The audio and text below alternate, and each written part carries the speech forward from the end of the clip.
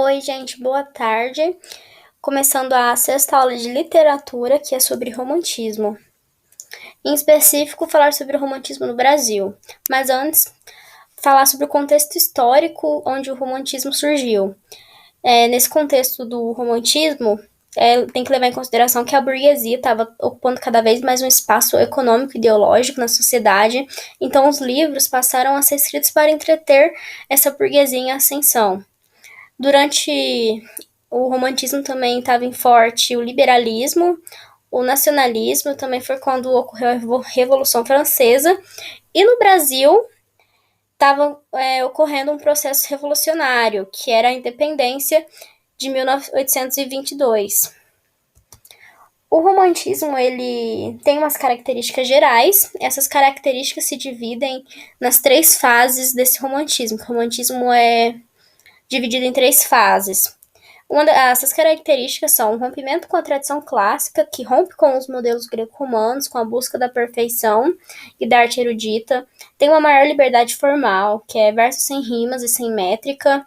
O indianismo, que o índio foi definido como herói nacional, só que o índio era idealizado nos valores cristãos. O nacionalismo e o ufanismo, que era a cultura brasileira sendo extremamente exaltada. O culto à natureza, em especial, eles exaltavam a natureza do Brasil. O amor platônico, que não é correspondido. A mulher idealizada, que a mulher ela é idealizada e representa a beleza, pureza, inocência e delicadeza. O subjetivismo e o egocentrismo, que pensa em si. O sentimento exagerado. Também tem a religiosidade. Tem a evasão e o escapismo, que geralmente a morte é vista como uma forma de escapar da vida, do sofrimento. E as obras eram publicadas em folhetins, que eram capítulos de romances publicadas regularmente nos jornais. E é dividido em três gerações, que é a nacionalista, indianista, a primeira. A segunda é a dos ultras românticos, o byronismo. E a terceira é do condorismo. A primeira geração estava em busca de uma identidade nacional. Então o índio foi eleito para ser esse herói nacional, porque eles tinham antipatia pela metrópole. Então eles não iriam colocar um europeu como herói nacional.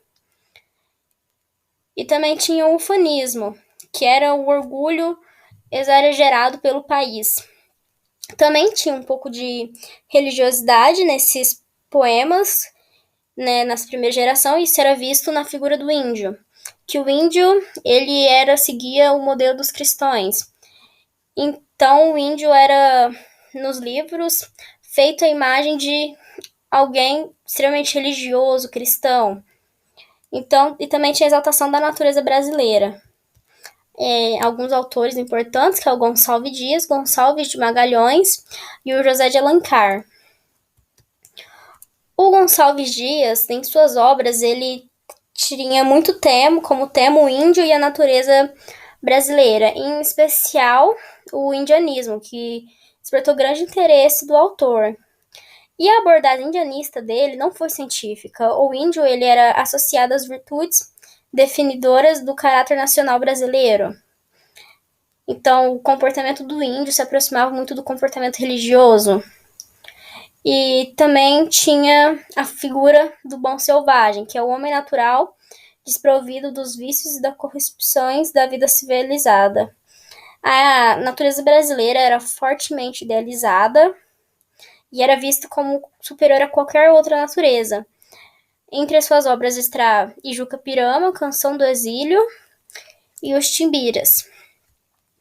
O Gonçalves de Magalhães foi quem fundou o romantismo no Brasil. A obra dele, Suspiros Poéticos e Saudades, é considerada o marco inicial. Nas suas obras, ele tratava tanto de temas como a pátria, o índio, a natureza, e também forte religiosidade em alguns de seus poemas. E alguns de seus poemas também tem a mistura de temas, como temas neoclássicos com temas românticos. As suas obras são Suspiros Poéticos e Saudades, a Confederação de Tamoios, os indígenas do Brasil perante a história. Tem o autor José de Alencar, que ele não escreveu poemas, e sim em prosa, e seu principal tema foi o Brasil. Ele escreveu muito sobre o Brasil.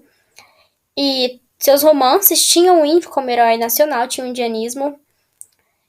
Ele escreveu romances urbanos, que ambientavam-se na corte, que era reproduzindo a vida da elite aristocrática brasileira. Ele também escreveu romances nacionalistas, que retratavam a vida fora da corte. Entre as suas obras está o Guarani, Iracema e o Birajara. A segunda geração também pode receber o nome de Mau Século, ultrarromânticos ou byronismo, porque se inspiraram em Byron. E a escrita da segunda geração era marcada pelo negativismo, tinha muita tristeza, muito pessimismo, também tinha um grande egocentrismo, porque o autor, nas obras, se preocupava só consigo mesmo, com seus próprios sentimentos, geralmente eram sempre sentimentos negativos, tinha sempre uma dúvida, tinha desilusão amorosa, o amor platônico, a mulher era fortemente idealizada, então o homem nunca ia conseguir esse amor, tinha um gosto pelo noturno, sentimentos exagerados, os versos eram livres, tinha a presença de solidão nos poemas, o sarcasmo, a ironia e a morte era vista como uma fuga dos problemas. Às vezes, em alguns poemas, a morte era tratada como a única maneira de conseguir o amor da mulher amada, que depois de morto, a mulher amada que receberia a pessoa no céu. Entre os escritores da segunda geração está o Álvares de Azevedo, Casimiro de Abreu e Junqueira Freire. O Álvares de Azevedo ele tinha tendência ao isolamento em sua vida pessoal, à solidão e à vida noturna. A sua poesia tinha um tom de confissão e era marcado pelo egocentrismo. E o amor ele sempre aparece sobre um estigma de sofrimento, da solidão, do abandono, sobre como uma coisa ruim. A mulher era fortemente idealizada, ela é inacessível.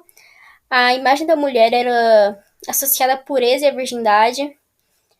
E os encontros amorosos só se realizam em uma atmosfera de sonho e ilusão, eles não acontecem na vida real. E o medo de amar conduz o poeta ao recolhimento sentimental e à solidão. E na poesia é marcado pelo emocionalismo contido, e a morte, nos poemas de Álvares de Azevedo, ela é como uma fuga, como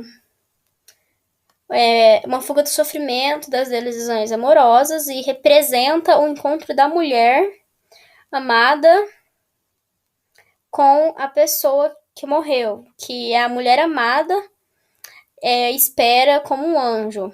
Entre suas obras está A Lira dos 20 Anos, Noite da Taverna, Macário Conde Lopo. O Casimiro de Abreu, ele escreveu vários poemas, assim, de vários temas, e seus poemas tinham temas como a pátria, a infância e a impossibilidade de amar ou ser amado. As poesias relativas à infância fizeram com que ele recebesse o nome de poeta da saudade e permitem identificar o comportamento de evasão. Os que, em relação ao amor, identificam o poeta do amor e do medo e também da técnica perfeita. A poesia dele era típica de uma alma adolescente, com a ingenuidade pertinente. Tinha presente a melancolia, uma linguagem simples, a meiguice, a melodia do ritmo, está tudo presente em sua obra. Entre suas obras é Primaveras e Camões e João. Tem o Junqueira Freire também, que sua poesia reflete bastante a constante busca pela paz interior. E então faz transparecer a angústia, a dor que ficou oscilando entre blasfêmia e fé, sonho pela tranquilidade, transformando-se em um grito contínuo.